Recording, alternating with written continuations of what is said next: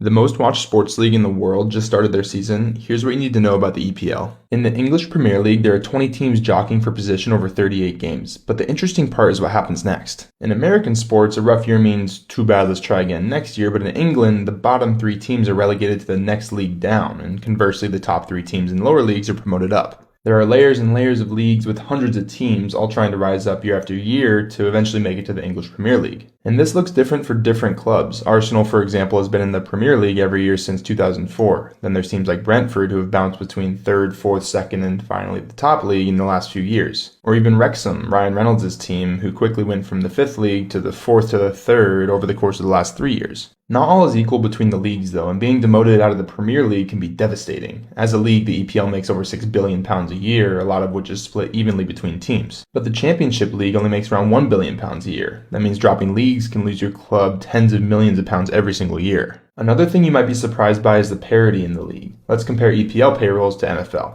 In the NFL, there's a payroll max and also a payroll min that teams have to hit, meaning teams spend roughly the same amount of money every year. Not the case in the EPL though, where there's no max or min. That means teams like Manchester City can spend over £200 million a year, 13 times more than the lowest payroll of Ipswich. This kind of disparity leads to different strategies. Lower spend teams aren't necessarily focused on winning the title, but rather staying in the Premier League to get their revenue up and keep growing.